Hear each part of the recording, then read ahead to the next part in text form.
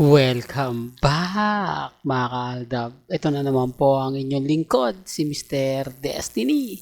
At magbibigay po tayo ng pinakamainit na update po ngayon sa social media. Ito mga kaaldab yung kumbaga talagang ang makaka-relate lang po nito sa mga sasabihin ko at mga ipapaliwanag ko. Ito yung mga kinasal na. Sa mga nagli-live-in pa lang po, baka hindi niyo po nagegets yung pinupunto ko. Baka mag-react po kayo, especially mga R-main at mga main fanatics at mga Alden fanatics. Alam niyo kung bakit po guilty itong mga mamis, mga titas kapag sinasabi kong hindi suot ni Mengay yung singsing? Hindi suot ni Mengay na isang linggo, tapos sinabi nila mga kaaldab, hindi naman ganun katagal. Yung tipong nagre-react po sila agad-agad. Kasi sagrado po yung singsing. Sagrado po dahil kinasal na po kayo. Kaya nga sabi ko, ang makaka-relate po nito ay yung mga taong kinasal na. At yung mga taong kumbaga magsasabi ng katotohanan. Kaya nga sabi ko sa inyo, ako kampante lang po ako mga kaaldab at relax naman po ako. Hindi naman po ako basta-basta nagpapa-apekto sa mga sinasabi at pahayag po nila. Kaya nga po ako hindi basta-basta napapatalo sa mga bali-balita lang. Kita nyo naman po si Mr. Destiny kung gaano po tayo ka-updated. Kasi ang sing-sing po talaga ang pinaka-importante sa mag-asawa. Hindi po ba? Although kailangan mo ng kumbaga ibang yung literal, pero yung pinaka syempre kailangan din ng mga pagkain ganito ganyan, baka may mag-react no? Alam niyo naman po yung mga followers natin na galit sa akin na nahanapan ako ng butas. Ang ibig kong sabihin ng pinupunto at tinutukoy ko ang singsing, ha? Ang singsing, hindi na po sa mga material na bagay. Ang singsing po kasi ang tanda ng pagmamahalan ng isang mag-asawa. Kaya nga po hindi siya po pwedeng mawalay, maisanla, di po ba? Dahil kumbaga yan yung pinaka maiiwan na masasabi nating alaala. Pansin nyo po ba na yung mga senior, mga lolo't lola po natin, nakasal na, yung singsing po nila talagang binibigay pa po nila o pinamamana pa po nila doon sa anak nila na ikakasal.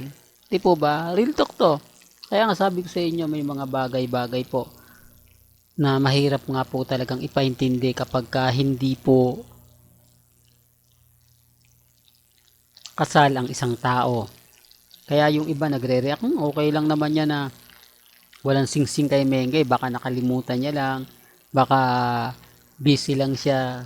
Hindi po ganun yun po ba? Hindi po ganun yun. Kaya nga sabi ko, makaka-relate lang ng sasabihin ko, yung mga taong kasal. Sample lang po kay Richard Polkerson. O baka may mag-react dyan, si Richard Polkerson nga, Mr. Destiny, tinatanggal niya Kumbaga, hindi niya pinapakita.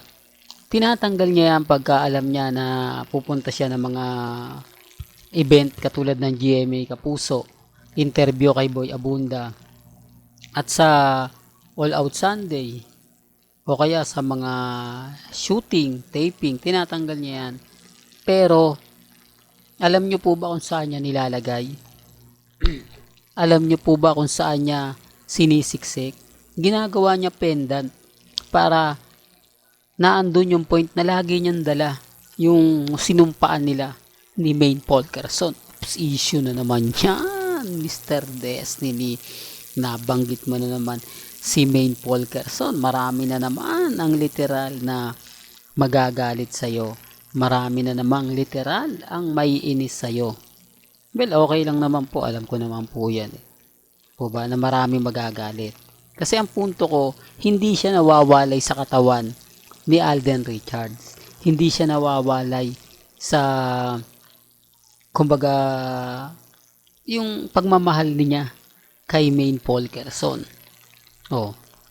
Totoo naman po Tapos ang gagawin ni Alden Richards, ilalagay niya sa mga tatanggalin niya sa wedding ring niya o sa palasingsingan niya, iibahin niya kung saan po pwede magkasya. Nililin lang niya yung mga iba para masabi na may suot nga naman si Alden na singsing pero hindi yan wedding ring kasi hindi naman sa wedding ring nakalagay eh.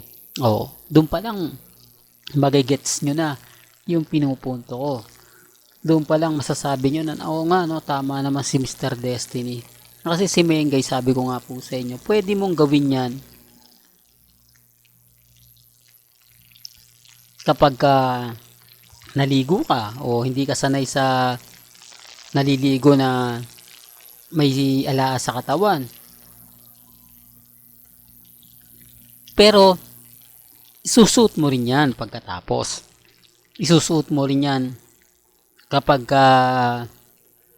nakapagbihis ka na, di po ba aalis ka ng bahay. Kasi yun ang pagpapatunay na sagrado ang kasal.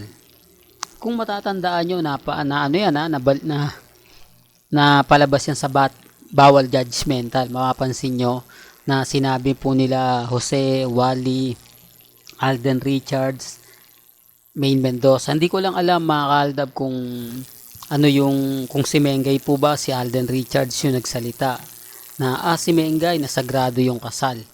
Oh, tapos kinasal, hindi basta-basta sinusuot ang singsing. At alam naman po natin ang singsing ni Mengay talagang hindi maselan yan. Kumbaga talagang kahit hindi tanggalin yan, hindi magsusugat yan, etc. etc. Pero marami nga po nakakapuna, marami nakakapansin. Kaya nga sabi ko sa inyo, dito sa mga ina-update ko, alam ko mga nakaka-relate lang nito. Yung mga kinasal na. Pero yung mga hindi pa, hindi ko lang alam kung ano yung magiging komento ninyo. Hindi ko lang alam, kumbaga, may intindihan po ninyo. Kaya nga sabi ko sa inyo, si Alden Richards, hindi po niya tinatanggal talaga. Di po ba? Alam din po ito ng mga Alden fanatics na yung pendant nga po ay singsing.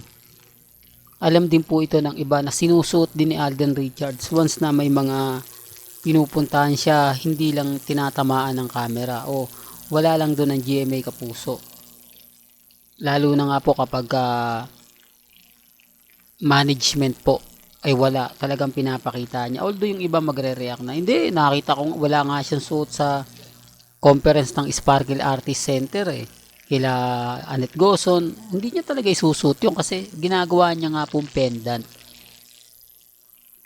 Real talk to mga kaaldab, kaya nga sabi sa inyo may kanya-kanya tayong pananaw at opinion. Hindi po ako namimilit sa mga taong ayaw. Hindi po ako namimilit sa mga taong nagsasabi ng ganito at ganyan. Ang sa akin lang po, bahala po kayo. Well, hanggang dito na lang po ang ating latest updates. Kaya kung gusto nyo pa po ng pinaka-latest at sariwang update, abay tumutok lang po kayo dito po sa channel ni Mr. Destiny para updated po kayo sa mga latest at sa mga bagong video po na ilalabas po natin maya-maya lang.